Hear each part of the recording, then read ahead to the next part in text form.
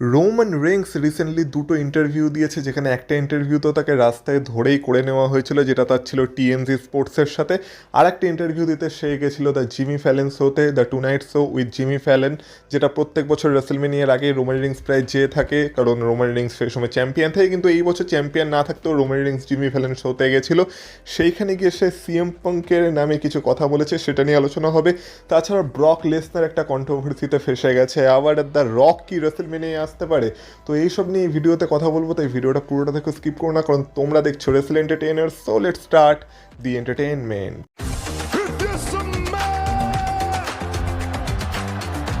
Acknowledge me. Acknowledge me. You there, sitting at home. Acknowledge me. সবার প্রথমে কথা বলা যাক দ্য বিস্ট ইনকার্নেট ব্রক লেসনারের সম্পর্কে। তো ব্রক লেসনারের রিসেন্টলি একটা ইন্টারভিউ সামনে এসেছে, যেখানে ব্রক লেসনার নিজের সম্পর্কে কথা বলছে, নিজের লাইফ সম্পর্কে কথা বলছে, এমনকি সে তার ফ্যান্সদেরকেও অ্যাপ্রিসিয়েট করছে, যেটা সচরাচর ব্রক লেসনারকে করতে দেখা যায় না।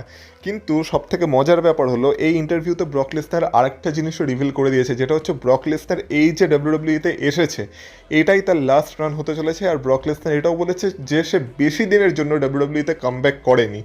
সে ডাব্লিউডাব্লিউইতে কামব্যাক তো করেছে, কিন্তু খুব অল্প সময়ের জন্য। এবার সে এটা তো কনফার্ম করে বলেনি যে সে অল্প সময়ে কয়েক মাসের কথা বলছে নাকি কয়েক বছরের কথা বলছে, কিন্তু এটা কনফার্ম হয়ে গেছে যে এই যে ব্রক লেসনারের রানটা চলছে, এটাই ব্রক লেসনারের লাস্ট রান। আর এরপর যখন ব্রক লেসনার ডাব্লিউডাব্লিউ থেকে বেরিয়ে যাবে, তো তারপর ব্রক লেসনার আর অ্যাজ আ রেসলার ডাব্লিউডাব্লিউতে ফেরত আসবে না। মানে বলা যেতে পারে ব্রক লেসনার ডিরেক্ট রিটায়ার হয়েই ডাব্লিউডাব্লিউ থেকে বেরাবে।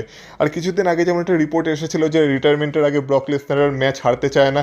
তো দুটো রিপোর্টই মানে কোথাও না কোথাও কানেক্টেড। আর আমরা বুঝতে পারছি যে এইবার ব্রক লেসনার পুরো একটা নিজের লাস্ট রান ভালো করে দিতে এসেছে, বা এখন আমরা যেটা দেখতে পাচ্ছি সেটাকে ব্রক লেসনারের রিটায়ারমেন্ট ট্যুরও বলা যেতে পারে।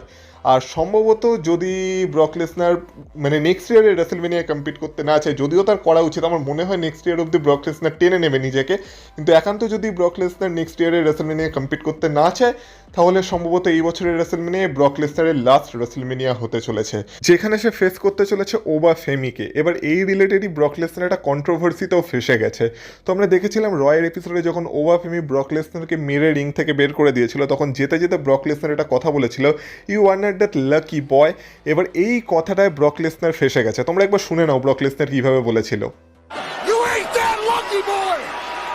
হ্যাঁ, তো এই কথাটা বলার পর ব্রক লেসনার আবার ফেসে গেছে, তাকে আবার রেসিস্ট বলা হচ্ছে। তার কারণ কি? তার কারণ হচ্ছে, আমরা জানতাম যে আমেরিকাতে একটার সময় খুব বেশি রেসিজম করা হতো, বিশেষ করে কালো মানুষদের প্রতি। মানে সেখানে রেসিজম একটা চরম সীমায় ছিল। তো সেই সময় যারা কালো মানুষ ছিল, তাদেরকে অপমান করার জন্য বা তাদের মজা নেওয়ার জন্য যারা ফর্সা মানুষ বা সাদা চামড়ার মানুষ ছিল, তারা তাদেরকে বয় বয় বলে ডাকতো। এই কারণে যদি কেউ কোনো কালো চামড়ার মানুষকে বা যারা একটু দেখতে কালো হয়, তাদেরকে যদি বয় বলে ডাকে, তাহলে সেটাকে ডিসরেসপেক্ট হিসেবে ধরা হয় বা সেটাকে রেসিস্ট কমেন্ট হিসেবেই ধরা হয়। কিছু মাস আগে আমরা দেখেছিলাম টিফিনি স্ট্র্যাটন একবার ফেসে গেছিল, যখন সে একজন এরকম কালো মানুষকে বয় বলে দিয়েছিল।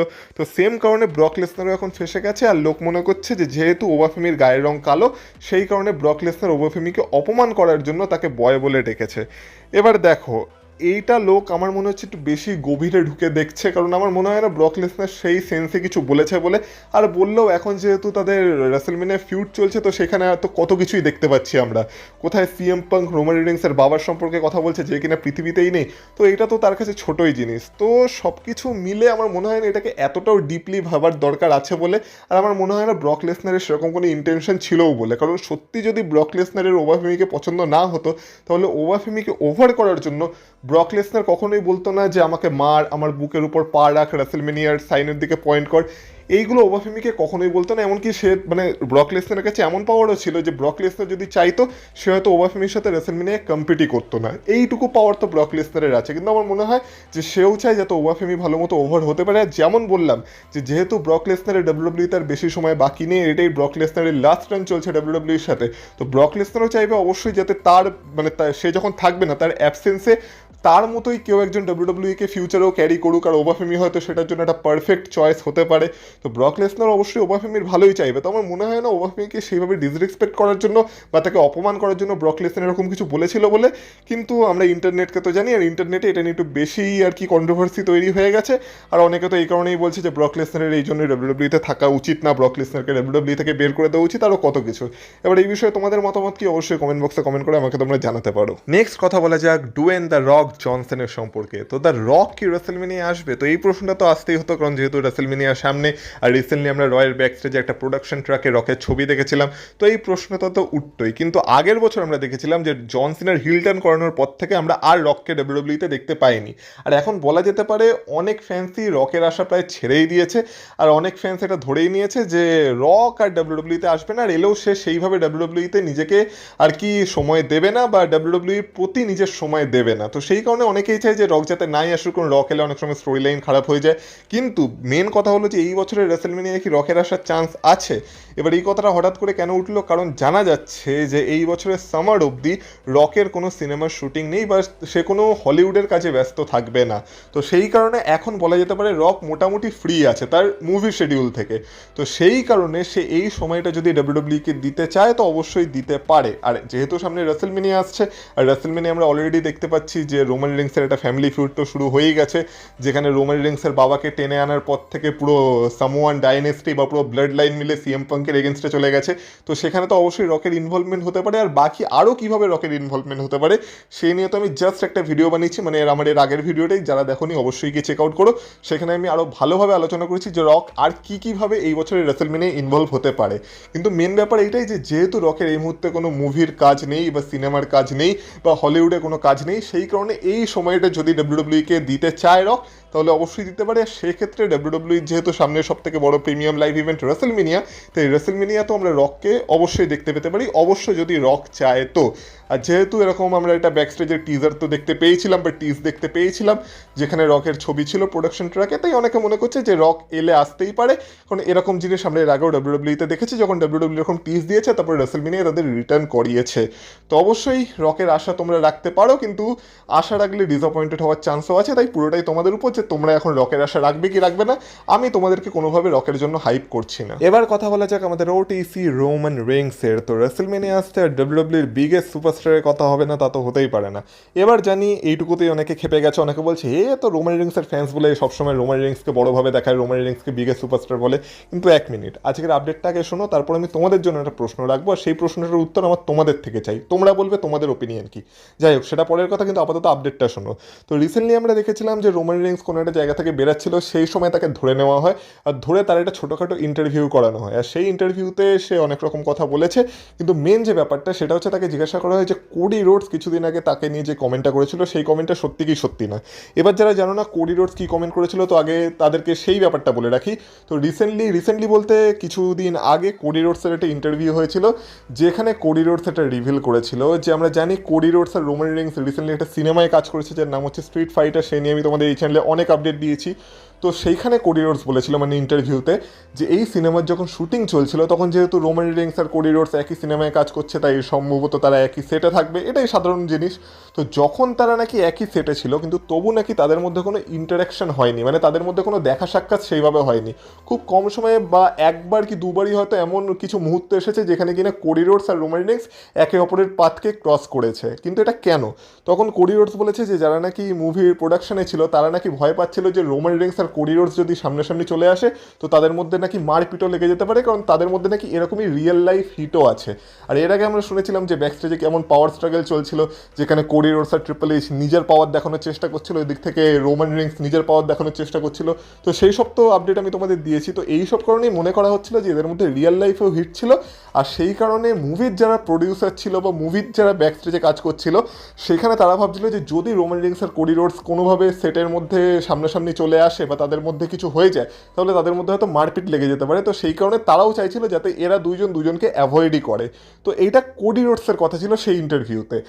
এবার রোমান রিংস এই কথার পরিপ্রেক্ষিতে মানে যখন তাকে জিজ্ঞাসা করে যে কোডি রোডস এই যে কথাটা বলেছে এই কথাটা সত্যি কি সত্যি না, তো তার উত্তরে রোমান রিংস বলেছে যে রোমান রিংস এরকম একটা রিউমার শুনেছিল যে অ্যাকচুয়ালি এই ব্যাপারটা কোডি রোডস রিকোয়েস্ট করেছিল, মানে কোডি রোডস ওই মানে ওই সিনেমাটার যে কাস্ট ছিল বা যারা আর কি কাজ করছিল এই সিনেমাটার পেছনে তাদেরকে এটা রিকোয়েস্ট করেছিল যাতে রোমান রিংস তার সামনে না আসে। আর এটা কেন কোডি রোডস করেছিল, কারণ রোমান রিংসের মতে যখন রোমান রিংস কোডি রোডসের সামনে চলে আসে তখন নাকি কোডি রোডস নার্ভাস হয়ে পড়ে, আর যেহেতু ট্রাইবেল চিফ সামনে থাকলে কোডি রোডস নার্ভাস হয়ে পড়ে সেই কারণে নাকি কোডি রোডসই রিকোয়েস্ট করেছিল যাতে রোমান রিংস আর তার সেটের মধ্যে দেখা না হয় বা তাদের মধ্যে যেন বেশি কোনো এক্সচেঞ্জ না হয়। তো এটা রোমান রিংসের এক্সপ্লেনেশন ছিল। কিন্তু আমি যদি তোমাদের বলি যে হ্যাঁ এরকম একদমই না যে তাদের মধ্যে একদমই দেখা হয়নি, অবশ্যই তাদের দেখা হয়েছিল, তারা একসাথে কিছু ফটোশ্যুটও করেছে।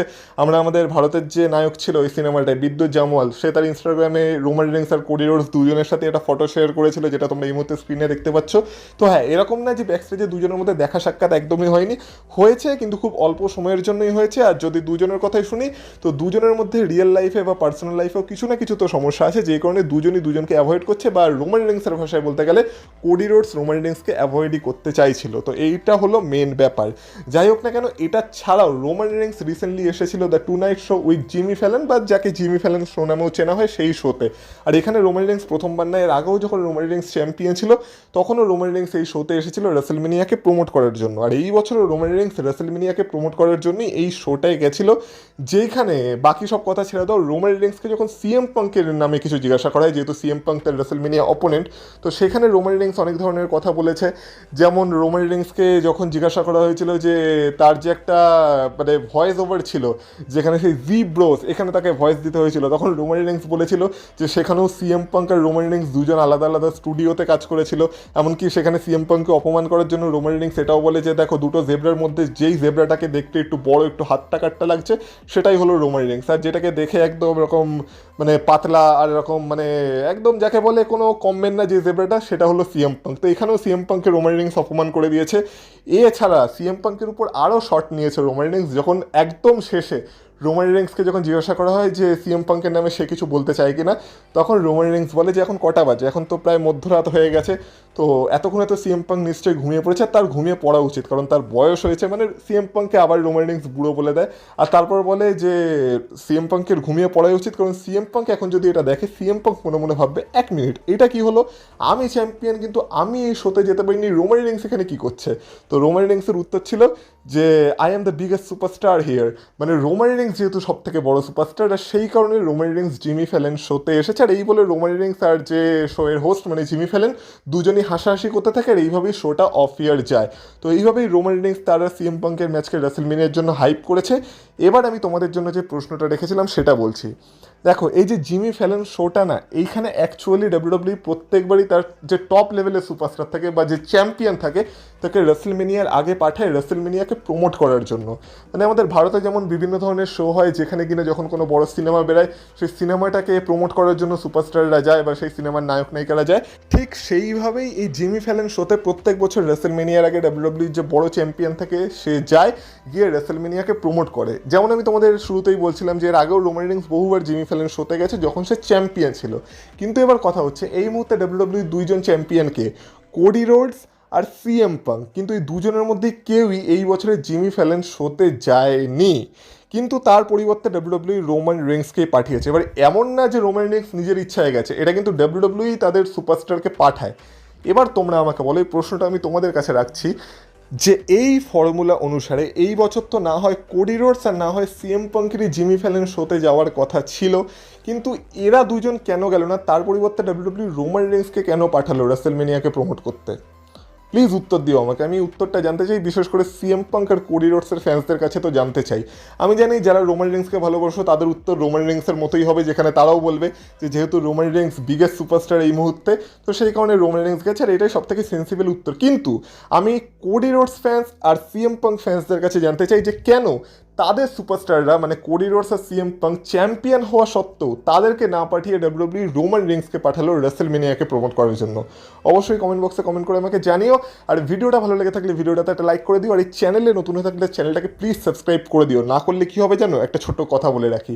তো রিসেন্টলি আমরা দেখেছিলাম ড্যান হজেন যখন স্পিডকে কার্স করেছিল তখন স্পিড সেই ব্যাপারটা একটু ভয় তো পেয়ে গেছিলো, কিন্তু রিসেন্টলি আইসো স্পিড একটা লাইভ স্ট্রিম করছিল যেখানে আইসো স্পিড এটা রিভিল করেছে যে তার সাথে এখন ভালো কিছু হচ্ছে না, তার দিনগুলো খুব খারাপ যাচ্ছে, তার স্টিম ডিলে হয়ে গেছে, তার ফ্লাইট ডিলে হয়ে গেছে, মানে তার একদম দিনকাল খুব খারাপ চলছে। এটা কবের থেকে খারাপ চলছে?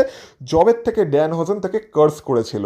তো আমি তোমাদেরও বারবার বলছি, তোমরা যদি ড্যান হোজেনের কাছে কার্সড হতে না চাও তাহলে অবশ্যই চ্যানেলটাকে সাবস্ক্রাইব করো, কারণ আমরা রেসেলমেনিয়ার আগে 20,000 সাবস্ক্রাইবার্সের একটা টার্গেট নিয়েছি, তো সেটা কমপ্লিট করতে হবে। তো প্লিজ চ্যানেলটাকে সাবস্ক্রাইব করে দিও।